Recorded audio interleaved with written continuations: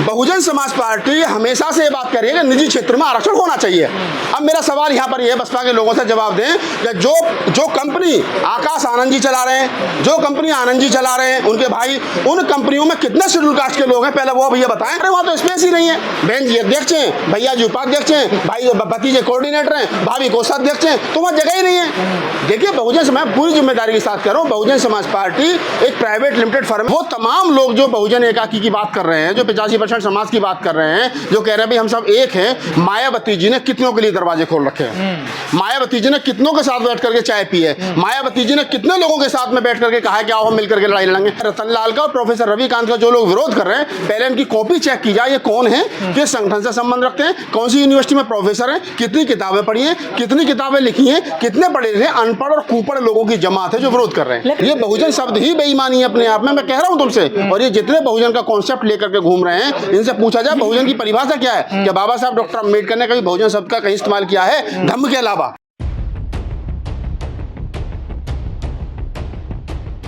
नागपाल जी, जब से रतनलाल जी कांग्रेस में शामिल हुए हैं, कुछ लोगों को बड़ी दिक्कत हो गई है। सोशल मीडिया पे अपशब्द भी लिखे जा रहे हैं, हर जगह क्या क्या कहा जा रहा है। आप भी उस टाइम मौजूद है, क्या रतनलाल जी ने गलत फैसला लिया है, कैसे देखते हैं इस पूरे मामले? देखिए, जो लोग विरोध कर रहे हैं वो पहले ये बताएं कि वो हैं कौन। रतनलाल का, प्रोफेसर रविकांत का, ये जो दो समाज के पढ़े लिखे बुद्धिजीवी लोग हैं जिनका काम पढ़ने लिखने और पढ़ाने का है, इन लोगों ने कांग्रेस ज्वाइन कर ली। तो सबसे पहले जो लोग विरोध कर रहे हैं वो ये बताएं कि वो कौन हैं, कितने पढ़े लिखे हैं, कौन सी यूनिवर्सिटी में प्रोफेसर हैं, कितनी किताबें पढ़ी हैं, कितनी किताबें हैं हम लोग। अम्बेडकरवादी होने की परिभाषा क्या है, उनको कौन सी यूनिवर्सिटी ने अम्बेडकरवादी होने का सर्टिफिकेट दिया है, कौन से संगठन ने उनको अम्बेडकरवादी होने का प्रमाण पत्र दिया है। ये अनपढ़ और कुपढ़ लोगों की जमात है। अनपढ़ तो वो है जिन्होंने पढ़ाई नहीं है, और कुपढ़ वो लोग हैं जिन्होंने उल्टा सीधा पढ़ रखा और सुन रखा है। तो ये अनपढ़ और कुपढ़ लोगों की जमात है जो पिछले 5-7 साल में, 10 साल में तैयार हुई है। ये इनमें जो भी लोग हैं, जिन भी संगठनों से वो आते हैं, ये वही लोग हैं। इन विचारों को एक लाइन में हुक्मरान बनने का एक फॉर्मूला जो वो दे दिया गया है। ना इनको रोड पर लड़ना है, ना उनको कोई संगठनात्मक काम करना है, ना उनको लोग जोड़ने हैं, ना उनको कोई इनके पास में कोई विजन है, ना इनको पढ़े लिखे लोगों की जरूरत है, ना इनके पास में कोई इंटेलेक्चुअल टीम है। इनको बताया कि अच्छा रतनलाल कांग्रेस में चले गए तो हरिजन बन गए, ये दरिजन बन गए, ये पता नहीं कौन कौन से जन बन गए, ये बहुजन नहीं बने। अरे भाई, बहुजन क्या है पहले बता तो दो। हैं, कभी बाबा साहब डॉक्टर अम्बेडकर ने कहा कि हम बहुजन है? ये बहुजन शब्द ही बेईमानी है अपने आप में। अच्छा जी, हाँ, ये बहुजन शब्द ही बेईमानी है अपने आप में, मैं कह रहा हूं तुमसे। और ये जितने बहुजन का कॉन्सेप्ट लेकर के घूम रहे हैं, इनसे पूछा जाए बहुजन की परिभाषा क्या है, क्या बाबा साहब डॉक्टर अम्बेडकर ने कभी बहुजन शब्द का कहीं इस्तेमाल किया है धम्म के अलावा? आप भी तो करते हैं। हम तो नहीं करते। हम तो कहते हैं कि भाई इस देश के जो SC ST OBC माइनॉरिटी हैं, उनकी समस्या एक है। अगर वो एक प्लेटफॉर्म पर आ जाएंगे तो ठीक है, लेकिन हमें तो देखने को मिलता है कि आधे से ज्यादा तो SC ST OBC जो दलितों का शोषण अत्याचार कर रहा है, जाट गुजर यादव पटेल कुर्मी, बताओ कौन नहीं कर रहा? तो ये बहुजन शब्द ही अपने आप में बेईमानी है। और दूसरा जो मैं बता रहा हूँ, जो आपका सवाल है कि रतनलाल का और प्रोफेसर रविकांत का जो लोग विरोध कर रहे हैं, पहले इनकी कॉपी चेक की जाए, ये कौन है, किस संगठन से संबंध रखते हैं, कौन सी यूनिवर्सिटी में प्रोफेसर हैं, कितनी किताबें पढ़ी हैं, कितनी किताबें लिखी हैं, कितने पढ़े हैं। अनपढ़ और कुपढ़ लोगों की जमात है जो विरोध कर रहे हैं। लेकिन दलित बुद्धिजीवी एक्टिविस्ट कांग्रेस की तरफ क्यों जा रहे हैं?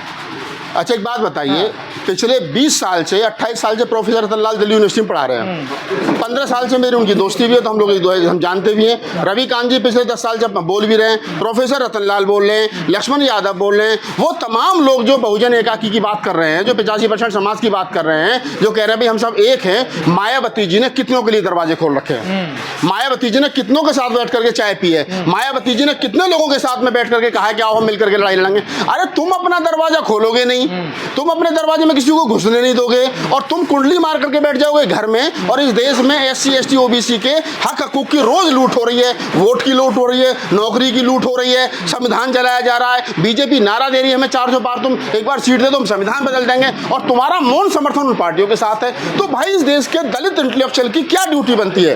कहाँ जाए वो बैठ करके तुम्हारी तरह तमाशा देखे क्या?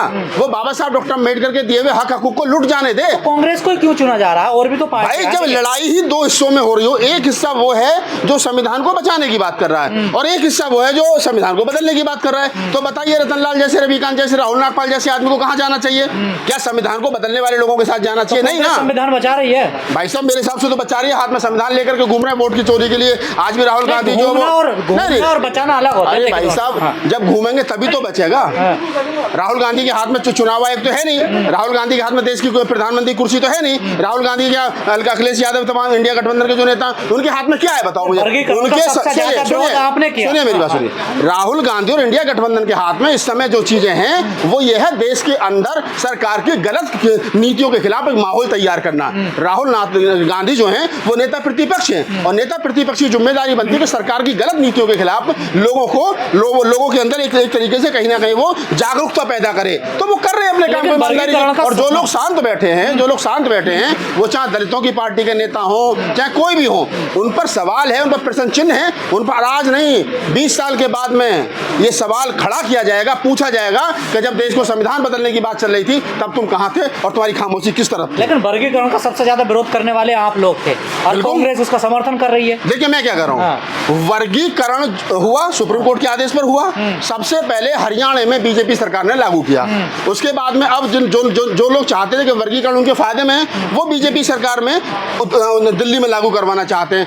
अगर कहीं पर कांग्रेस ने उसको लागू किया है या कोई, मैं जो कह रहा हूँ, मैं मेरी बात सुनिए ना, सुप्रीम कोर्ट का आदेश है, कुछ लोग लागू कर सकते हैं, कुछ लोग लागू नहीं कर सकते, ये सवाल अलग है। लेकिन मैं इस बात को कह रहा हूँ कि वर्तमान समय में, चलिए मैं मान भी ले रहा हूँ कि वर्गीकरण उन्होंने लागू कर दिया, हम लोग विरोध कर रहे थे, लेकिन वर्गीकरण लागू होने के बाद में मैं 3 साल के बाद में सवाल करूंगा ना कि जो लोग खुश हो रहे थे कि वर्गीकरण के बाद हमें कुछ मिल जाएगा, मैं पूछूंगा कितनी नौकरियां मिली, वो सेकेंडरी सवाल है। जिनको मिलेगा वो भी हमारे लोग हैं, जिनको ना मिलेगा वो भी हमारे लोग हैं। हमारा क्लैश हो रहा है ना, देखिए आपस में विचार क्लैश नहीं हो रहा है। अगर किन्हीं लोगों को ये लगता है कि दलित समाज में कुछ जातियां ऐसी हैं जिनको नहीं मिला है तो अच्छी बात है, मिल जाना चाहिए, मुझे कोई दिक्कत थोड़ी है उससे। लेकिन जिनको मिलेगा वो भी मेरे लोग हैं, मुझे मेरे बाहर के लोग नहीं है। लेकिन सवाल वर्तमान में वर्गीकरण का नहीं है, वो सवाल 1.5 साल 2 साल पुराना हो गया। सवाल ये है कि प्रोफेसर रतन लाल और रविकांत को गालियां क्यों दी जा रही हैं और गाली देने वाले लोग कौन हैं और गाली जो लोग दे रहे हैं वो किसके इशारे पर दे रहे हैं, वो लोग चिन्हित होने चाहिए और उन लोगों की पहचान होनी चाहिए। और जैसा मैंने कहा, उन अनपढ़ और कुपढ़ लोगों से ये पूछा जाना चाहिए। दिल्ली में भी कुछ ज्यादा बुद्धिमान लोग घूम रहे हैं, मुझे मिलेंगे तो बात करूंगा, तो मैं पूछूंगा उन लोगों से कि आखिरकार भाई तुम लोग जो रतन लाल का विरोध कर रहे हो, मुझे अच्छा लगता जो बहुजन समाज पार्टी के बहुत बड़े मतलब हितैषी बन रहे हैं, वो कभी मायावती जी के लिए भी एक पोस्ट लिखते, ट्वीट करते कि बहन जी हमारे समाज के इतने पढ़े लिखे लोग जो समाज के लिए रोड पड़ रहे हैं, आप इनको पार्टी में शामिल करिए, प्रवक्ता बनाइए, जिम्मेदारी दीजिए, उपाध्यक्ष बनाइए, अध्यक्ष बनाइए, कोषाध्यक्ष बनाइए। अरे वहाँ तो स्पेस ही नहीं है, बहन जी अध्यक्ष हैं, भैया जी उपाध्यक्ष हैं, भाई भतीजे कोऑर्डिनेटर हैं, भाभी कोषाध्यक्ष हैं, तो वहाँ जगह ही नहीं है। देखिए बहुजन समाज, पूरी जिम्मेदारी के साथ कह रहा हूँ, बहुजन समाज पार्टी एक प्राइवेट लिमिटेड फर्म है जो परिवार की है।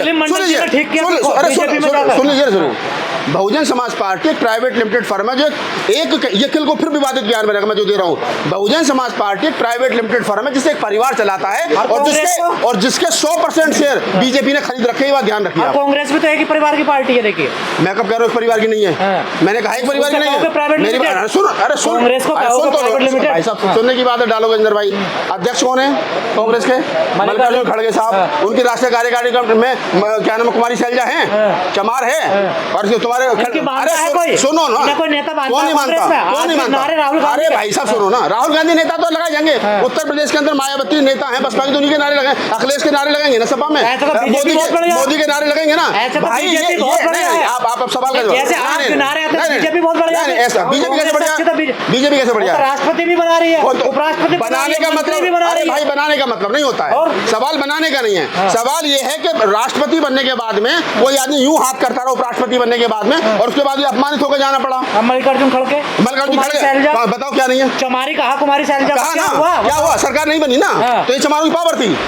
अगर कुमारी शैलजा को किसी गुट ने चमारी कहा हरियाणा के अंदर और उसके बाद सरकार नहीं बनी तो ये चमारों की पावर है, आप इसको इग्नोर नहीं कर सकते हो। और ये बात राहुल गांधी को खूब अच्छे तरीके से पता है कि इसलिए सरकार नहीं बनी। और आप सुनिए, बाबा साहब का अपमान करा कांग्रेस ने, आप खुद कहते थे, देखिए मैं जो जहां सम्मान नहीं मिला, अब मैं क्या कर रहा हूँ, बाबा साहब का अपमान कांग्रेस ने करा, ये आप कह रहे हो, लेकिन बाबा साहब को 2 बार राज्यसभा सांसद किसने भेजा ये बताओ मुझे?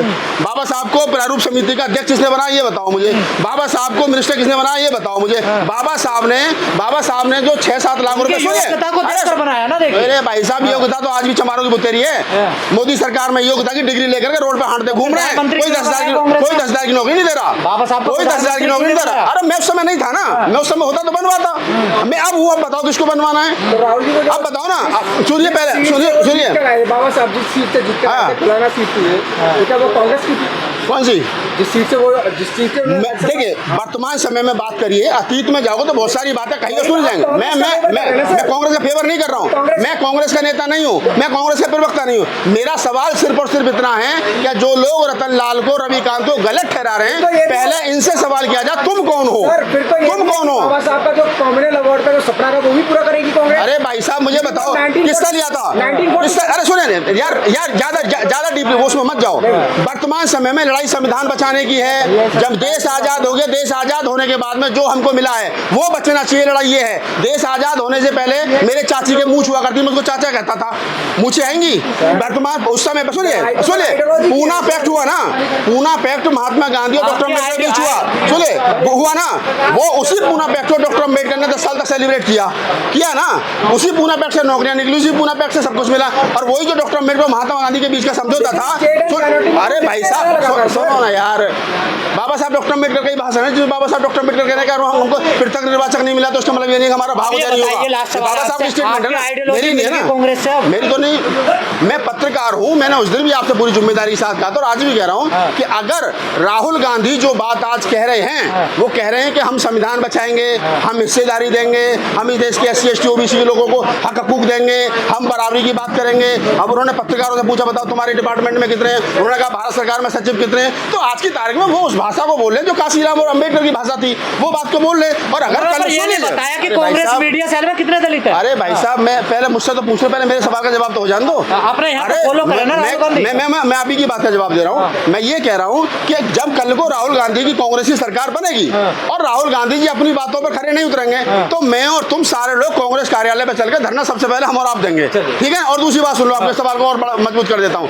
आपने कहा कि कांग्रेस में कितने हैं। बहुजन समाज पार्टी हमेशा से ये बात कर रही है कि निजी क्षेत्र में आरक्षण होना चाहिए। अब मेरा सवाल यहाँ पर यह बसपा के लोगों से जवाब दें कि जो कंपनी आकाश आनंद जी चला रहे हैं, जो कंपनी आनंद जी चला रहे हैं, उनके भाई, उन कंपनियों में कितने शेड्यूल कास्ट के लोग हैं, पहले वो भैया बताएं। उनके ना आप अगर सवाल करोगे तो सवाल के प्रति सवाल पूछा जाएगा। मेरी लड़ाई ये है कि जो लोग ये कह रहे हैं, जो भी पार्टी कि हमारा निजी क्षेत्र में आरक्षण होना चाहिए, तो पहले ये बताएं कि उनके भैया भतीजे जो पार्टियां कंपनी चला रहे हैं हजार करोड़ की, उनमें कितने लोग हैं दलित समाज के, द्विवेदी त्रिवेदी चतुर्वेदी उपाध्याय जी पांडे जी के अलावा चमार खटीक पासी दुसाद नाई भंगी खटीक कितने, पहले ये भी बताया जाए। धन्यवाद।